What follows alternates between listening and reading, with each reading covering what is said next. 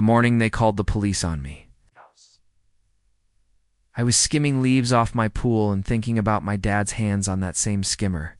Something in me snapped when I heard the HOA patrol rattle. My back gate like they owned it. I keep my coffee strong and my promises stronger. Years ago, when my dad got sick, he made me promise I'd keep the place quiet, no parties. No freeloaders, no HOA amenities, nonsense. Our home sits on the shoulder of a wide valley, with a creek that splits like a wishbone behind the fence. You can't see it from the street, but all the water you hear in this neighborhood fountains, sprinklers, even the HOA community pool comes out of that valley. My grandmother used to say, "He who owns the valley owns the patience of his neighbors." At the time, I didn't know what she meant. These days I do. The HOA president, Sandra Hare, sprayed to the heavens. Clipboard like a weapon showed up with 2 board members and a rent-a-cop in a golf cart. "We've had reports," she said, eyes sliding toward my pool, "that residents have been denied the right to use the community pool while yours remains. Private." She said private like it was a sin.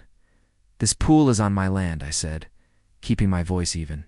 "Paid for with my money? Built by my dad and me, one summer at a time. It's not a community anything." Sandra drummed her pen. "Our bylaws allow HOA access to member amenities during maintenance or emergency shortages. The pump house downstream had a malfunction.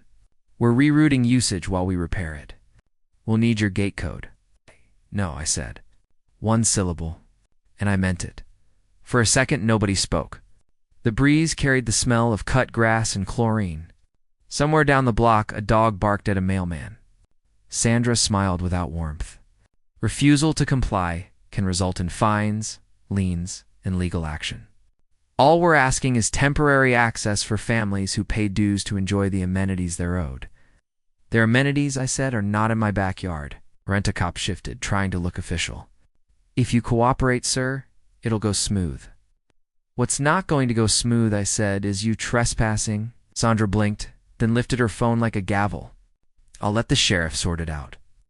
I watched her call 911 from my patio, exactly where my dad taught me to lay tiles straight and true.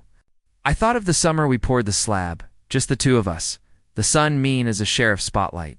He'd said, "Son, you don't build for convenience, you build for forever." I never knew how heavy forever could get until strangers started talking about it like it was theirs. Neighbors trickled to their fences, drawn by the golf cart and the raised voices. Karen from across the cul-de-sac appeared in a visor like a referee, shaking her head at me. "Selfish," she mouthed, as if I couldn't read lips from 20 yards. The first sheriff car rolled up with its lights doing lazy circles. Not the emergency pace, but enough to make folks whisper. Deputy Hayes stepped out, hat tipped back, belly straining a button. We'd seen each other at the Rotary fish fry. "Good man. Fair." "Morning," he said. "What's all the ruckus?" Sandra pounced. "Officer, this homeowner is refusing lawful HOA access to a shared amenity. Our pool is closed, our pump failed, and we need temporary overflow use. He's obstructing." I met Hayes' eyes. "She's asking to open my gate. My pool is private. My fence is posted. I've got 100 years of deed history to prove it." Hayes took his time, looking at the posted private property sign, the chain on the side gate, the tidy row of river stones my dad placed by hand. Then he clicked his pen. "Everybody relax. Let's get this straight. Ma'am, your HOA can regulate a lot of things, but it cannot compel access to a man's yard unless there's a court order or emergency endangerment. A pump failure ain't a fire." "Ow!" Sandra's smile thinned. "Our bylaws don't outrank state law," Hayes said. A murmur rose along the fence's surprise, relief, irritation, all braided together. Karen folded her arms tight enough to squeak her visor. Sandra adjusted her stance. "Fine, then we'll pursue legal remedies. But understand, sir, your property benefits from HOA services, landscaping, easements, drainage, storm overflow. Consider this neighborly reciprocity." I stepped closer, feeling the crunch of gravel under my boots. "Let me be real clear. This pool was built by my father on land my family has owned since 1954. The water you cherish for your lawns and fountains crosses my deed line twice. I've never turned a valve on you, and I'm not starting today. But that gate isn't opening. Should have ended there. A few red faces, some paperwork later, and everybody cools off. But Sandra's pride is made of rebar. She pointed at my camera above the patio. "Record this," she said to her board. "Document the obstruction." Then she dialed someone else. Not 911 this time. A lawyer, maybe. Or the county water district. That's when I realized this wasn't about a hot day and crowded kids. This was about leverage, as the deputy separated us. A second sheriff car rolled up, and a trickle of HOA folks drifted into my driveway, towing the line of trespass like kids at the edge of a pool. I saw the future in a flash, the letters, the hearings, now the slow grind of people who think meetings can make a man surrender his word. I carried my dad's skimmer back to its hook, breathing slow. If they wanted a fight, they picked the wrong gate. 3 days later, certified letter arrived. AHOA, legal counsel, citing failure to accommodate emergency amenity access and warning of special assessments related to water usage.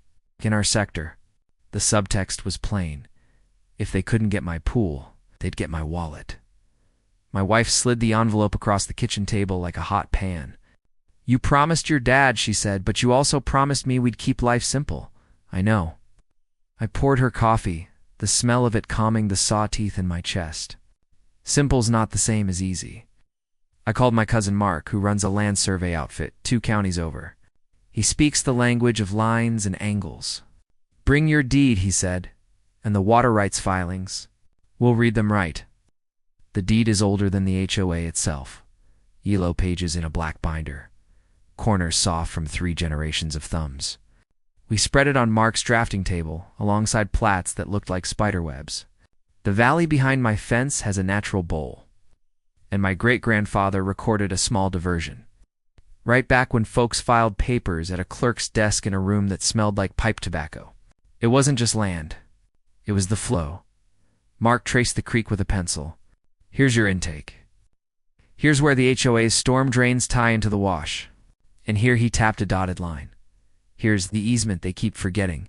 They begged your granddad for. In 81, drainage only. No access, no amenities." He pulled a dusty file from his cabinet. And if you really want to tug a thread look at the HOA's own disclosures, they represent 2 buyers that community water features draw from regional sources managed by the district. They never mention your private diversion. My guess they don't even know. That night I walked the fence with a flashlight. The air carried the damp, sweet smell of cottonwoods. Coyotes yipped in the far dark. I ran my hand along the top rail my dad and I set, the bolts still snug. Across the wash, the HOA's concrete storm channel shone like a pale scar. I thought about their regional sources, and the valley that feeds half their block quietly. Without a plaque, because my granddad agreed to shepherd the flow, as good neighbors do. The next morning, the HOA set up a folding table at the park for an emergency meeting. I went with a folder under my arm. The crowd hummed. Kids darted between lawn chairs. Karen Visser again handed out flyers that read, "Share the water," in block letters. As if I'd dammed a river and charged admission, Sandra took the mic. "We have a selfish homeowner denying access while our families suffer in triple-digit heat." I waited for the rumble to die and then stepped forward. "I won't speak long," I said, letting my voice carry like Dad taught me when we called cattle from the far pasture. "This is my deed." I held it up. "These are my recorded water rights and your own easement agreement from 1981. They prove 2 things. 1. My pool and land are private and have been before your HOA existed. 2. I allow your drainage through the valley by choice and by paper, not by threat." Someone shouted, "But our pool's broken." "I didn't break it," I said, "and I don't owe you my yard to fix it." Another voice, "We pay dues." "I pay taxes," I said. "And when your valley floods, I open my gate to the county to clear the wash." We all help each other the right way. But the right way isn't busting into a man's backyard because your committee mismanaged a pump. Sandra's smile was pure porcelain. Our counsel will address the legal misinterpretations later. For now, will you, as a neighbor, offer even a few hours of access? Think of the kids. I was thinking of a kid in me, 10 years old. Slipping into the pool, my dad spent nights carving with a rented backhoe so we'd have a place to cool off after baling hay. He'd taken his boots off, socks white as chalk, and sat on the edge with me, feet in the water. "This is ours," he'd said. "Not because we're better than anyone, but because we built it and will care for it." "I will not," I said. Simple words, full heart. That afternoon, another sheriff car rolled by. Not Hayes this time, but a younger deputy who looked uncomfortable in a crowd. He asked for statements and left. Letters multiplied. The HOA announced a special assessment to replace the pump faster, and in the same breath, hinted that properties impeding community access might see revised stormwater fees. That's when I called a lawyer. Her name was Alvarez. A straight shooter with a mind like a plumb line. She read everything twice, then looked up. They're bluffing on axes and sloppy on water. The easement cuts against their leverage. If they push you, we push back with a declaratory judgment that your private rights stand, and a quiet reminder that their drainage depends on your cooperation, not compulsion. I didn't want a war. Wars eat time you never get back. But I wasn't going to let paper bullies rewrite my dad's promises. So we filed. The next week felt like a Western played at half speed. Stares at the mailbox. Sidewalk whispers. Karen filming me mowing. On Thursday evening, I heard metal against metal and found the side gate latch bent like someone had tested it with a crowbar. I replaced it with a heavier one and added a camera. Sandra posted to the community board about certain residents hiding behind technicalities. I posted nothing, but I slept with my boots by the bed. On Sunday, the church bulletin asked for prayers for unity in our neighborhood. I bowed my head and asked for patience instead, because unity without respect is just pressure with a smile. And then, just when the noise felt unbearable, the county water district called, asking very politely if they could walk the wash behind my fence to map culverts for a new flood mitigation plan. I said yes, of course. When the engineers came, clipboards in hand, I told them the whole story. One of them, a gray-haired woman with a sun-tough face, squinted at the HOA's storm channel and then at my deed photocopy. She tapped the easement language with her pen. "They need you more than you need them," she said quietly. "Don't let them forget it." Court days feel like waiting room purgatory cold air, bad coffee, time moving like wet concrete. Our case came up mid-morning. Alvarez on our side, the HOA's counsel, a man who pronounced neighbor like a Latin term, on the other. The judge, an old rancher's daughter, by the look of her boots, listened with her chin in her hand. The HOA lawyer spoke first. "This is a community hardship. Our pool's failure created an emergency. The homeowner's refusal is unreasonable in light of the shared environment and mutual benefits." Alvarez stood. "Emergencies do not erase property lines, Your Honor. Their bylaws are not law. The recorded deed predates the HOA. The easement is for drainage only. My client has cooperated with the county for flood control for decades. He simply declines to open his private yard as a public amenity." The judge asked a few precise questions. "Where, specifically, in your governing documents, is authority to compel access?" The HOA lawyer circled, stalled, and finally conceded it wasn't explicit. The judge nodded, made notes, and then turned to me. "Son," she said, voice softer, "if this were a wildfire and your pond was needed to protect homes, would you help?" "In a heartbeat," I said, "but this isn't that." "No," she said, "it isn't." Her ruling was simple, declaratory judgment in my favor. The HOA had no right to access my pool. Their special assessment was permissible for their repair. But any attempt to penalize me for exercising my rights would attract the court's attention. "Neighbors help neighbors," she said, "but help asked with a threat isn't help it's taking." Sandra didn't look at me as we left the courtroom. Outside, the sun was honest and bright. Alvarez shook my hand. "You'll still get some grumbling," she said, "but the law is on your side. Let the paper do the talking now." I drove home slow, windows down, the smell of hot dust and creosote in the air. The valley lay quiet behind the fence, a its alder leaves flicking like green coins. At the side gate, I paused, fingers on the new latch. I thought about flipping a petty switch, closing the drainage until they apologized, making a point. But that's not what my dad taught me. He taught stewardship, not spite. That evening, the sheriff car rolled by again, Deputy Hayes this time. He parked, strolled over, asked how it went. I told him. He nodded. Sometimes you stand alone a while, he said. Then folks remember who kept the wash clear when it rained. The following week, something small but important happened. A man I didn't know, Weltham, from the far end of the cul-de-sac, came by with his 2 kids and a cherry pie in a tin. He shifted his weight, hat in hand. I voted with the HOA, he said, eyes on his boots. Didn't understand the valley. I do now. Sorry for the grief. Thanks for not turning off the drain.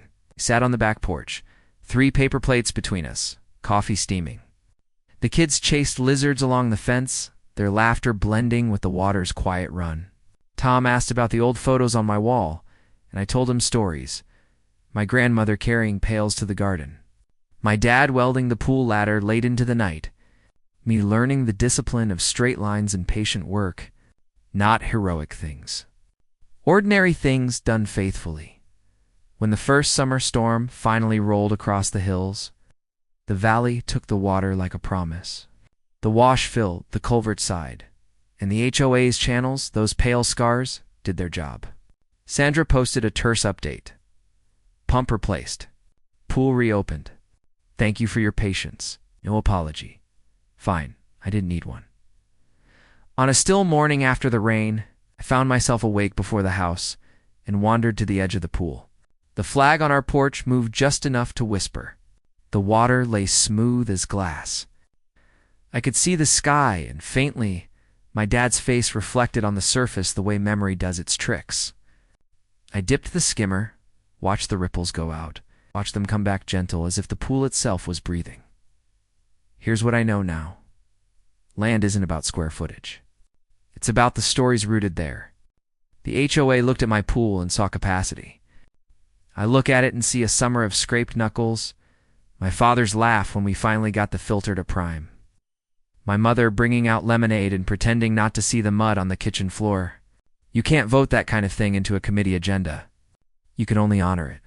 Sometimes standing up for what's right means standing alone till other folks remember what neighbor really means. You don't have to shout to win. You just have to hold your ground, keep your word, and let the water run where it's meant to. Have you ever faced an HOA like this paper threats? Loud meetings, and then that quiet moment where you choose what kind of neighbor you'll be? Tell me your story in the comments. I read every one.